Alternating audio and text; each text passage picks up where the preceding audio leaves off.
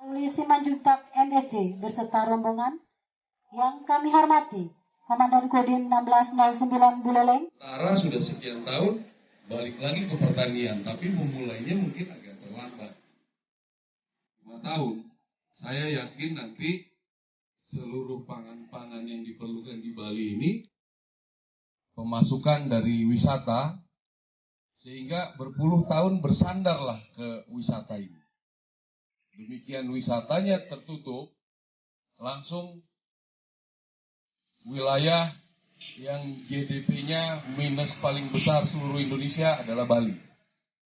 Makanya ini saya dengan Dandim sudah berbicara, mungkin sudah berkoordinasi juga dengan pertanian, dengan PU, atau mungkin dari lihat bahwa kita melaksanakan protokol dengan baik dan juga angkanya tidak meningkat. Kemungkinan kalau ini nanti meningkat, ya berarti nanti pemerintah harus ngambil keputusan untuk ditutup kembali. Kita akan memulai lagi. Makanya ini adalah peluang, nanti mungkin sekitar Juni, ini Bali akan dibuka kembali, bahkan kita akan berupaya sampai yang internasional akan dibuka. 1 hektar, itu luas lahan ladang yang ada desa Bukti. Melihat dari potensi desa yang ada di desa Bukti, untuk ketahanan pangannya, kita di sini ada 175 hektar tanaman singkong dan 225 itu ada tanaman jagung. Itu potensi wilayah yang ada di desa Bukti, khususnya di tanaman pangan. Di sisi lain ya, kita juga sedang merancang, jadi sudah melalui penanaman, Bapak Panglima, itu penanaman pisang. Jadi yang namanya Banana Smart Village, jadi desa cerdas berbasis pisang. Itu idenya adalah kami melihat potensi yang ada di desa, banyak luasan lahan yang kosong, sehingga nantinya pada saat pandemi kita bagaimana kita bisa menghasilkan secara periodik, karena pisang itu 12. Masyarakat, tidak pebisnis-pebisnis yang datang dari Surabaya yang langsung sewa per 20 tahun, yang begitu-begitu, ya akhirnya tidak bisa uangnya beredar di Bali. Yang kedua tentang air udah dikasih tahu juga. Air Pak. Jadi kita sekarang lagi membuat banyak pompa hidrolik hidram. Ini memang teknologi lama yang lama digunakan, sekarang jarang digunakan lagi, banyak menggunakan pompa bensin. Pompa bensin ini kalau untuk perkebunan, hitungan biaya kosnya itu nggak masuk itu. Apalagi coba ngangkat cuma nggak nyampe 1 hektar tanah, nggak balik. Makanya kita lagi promosikan ini, kita sudah buat beberapa puluh di NTT, di sini baru buat 1, mungkin 1 atau 2 ya di sini. Baru 1, ada mungkin beberapa tempat lagi kita akan buat untuk percontohan, supaya nanti mungkin dinas-dinas yang PU ya, PU Pak. Oh iya tadi di belakang saya lupa. Ini kami sudah dapat dukungan dari Menteri Pak.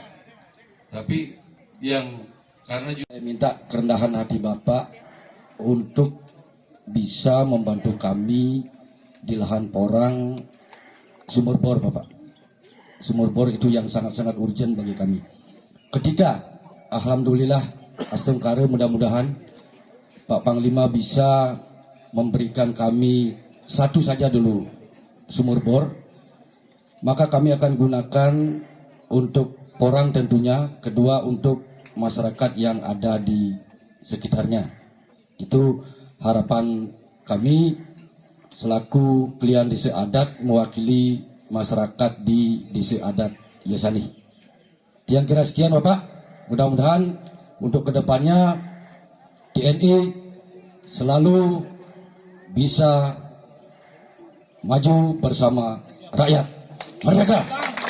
Om Santi Santi Santi Om. Wassalamualaikum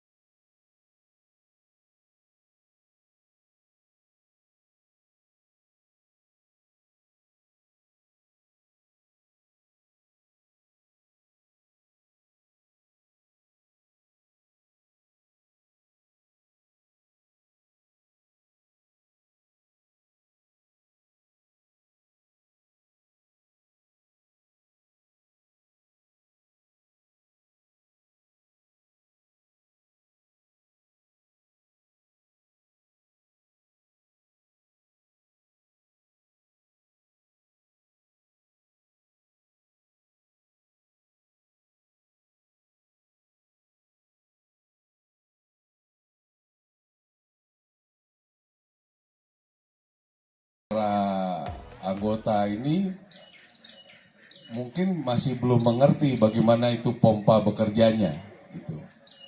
Jadi air permukaan yang dinaikkan. Saya berpikir bahwa ada sekelompok masyarakat itu kemungkinan ada mata air. Mata air inilah yang diangkat dengan alat ini, dan alat ini sangatlah murah. Jauh lebih murah dibandingkan sumur dalam, sumur pompa. Ini nanti coba kita lihat dulu ada nggak akses sumber air ini. Kalau nanti itu ada, berarti kita memanfaatkan itu.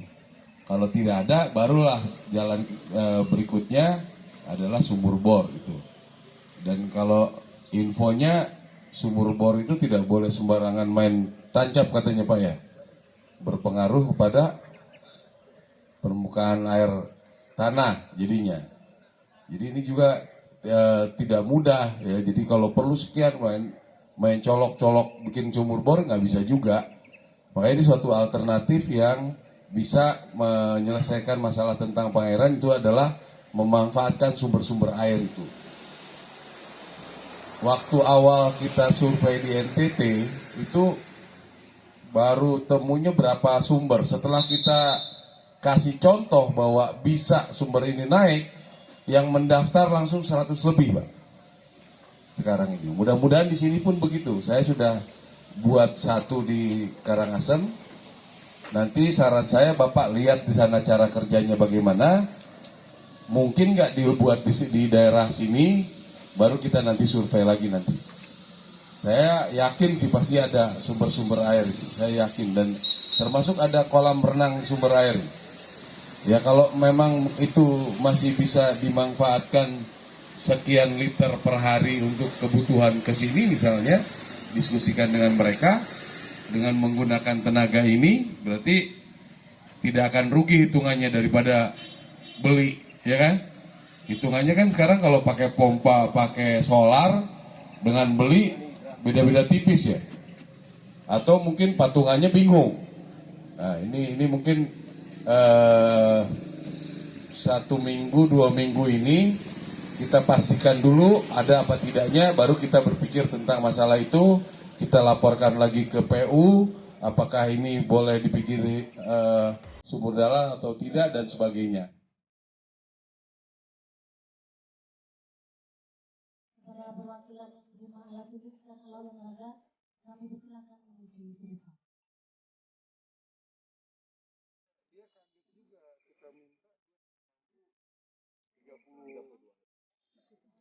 Jadi dia bingung selama ini nyari 5 hektar susah dia. Siap. Datang ke kita ini ada 30 sekian hektar, dia yang bingung cari bibit. Iya, bibitnya belum memang. Makanya sekarang gini juga nih. Ini sebagai pengembangan ya. Sebenarnya kenapa ubi yang kemarin kami ngobrol, pabrik itu kan ada yang akhir, ini kan ekspor. Yang umbi yang akhir itulah untuk ditanam lagi.